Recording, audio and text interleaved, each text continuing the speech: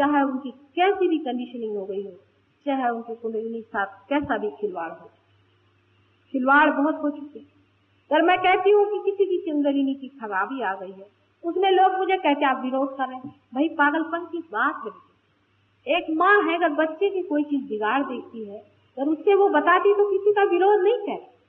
तुम्हारी अबोधिता में, तुम्हारे सादगी में अगर तुम्हारा कुछ बिगाड़ हो गया है तो उसको हम ठीक करने के लिए बैठे हों।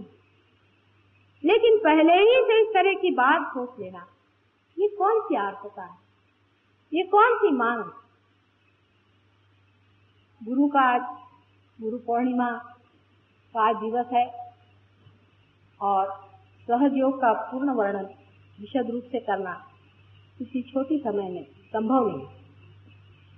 मेरा आज विचार था कि काफी विषय पे मैं कह सकूंगी, लेकिन मैं जानती हूँ विषय अत्यंत विशद है, सागर से।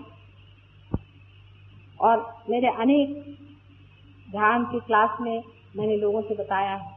इतना ही नहीं, जो लोग रियलाइज हैं वो उस स्तर पे आ गए हैं कि इस बात को समझ सकते, क्योंकि उनके हाथ से वो प्रवाह, वो आनंद लहरियां बह रही हैं, वो प्रेम की लहरियां बह रही हैं, जिससे वो समझ सकते हैं कि कलेक्टिव कॉन्शियसनेस क्या है, सामूहिक चेतना क्या है।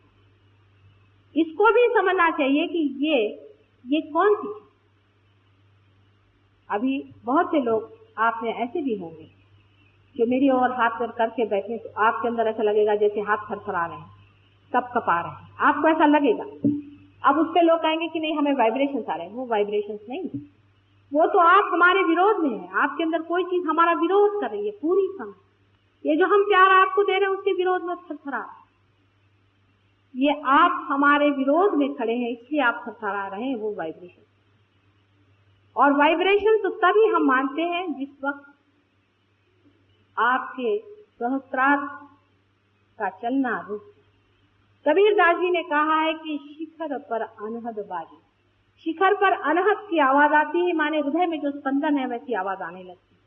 वो तो हुई जब तक टूटा नहीं। जब टूटने पर सारी आवाज टूट करके, सारी ही आवाज टूट करके आप परमात्मा से एकाकार हो जाए, तब न कोई आवाज आती है, न कोई चीज दिखाई देती है, न कोई चीज दृश्यमान है। बहुत से लोग कहते हैं कि हमें दिव्य दृष्टि है, हमें दिव्य फलाना है। ये सब किसी दृष्टि से क्या होता है, दृष्टि से क्या मिलने वाला। दृष्टि से ही अगर सब कुछ मिलने वाला होता तो फिर खोज का है।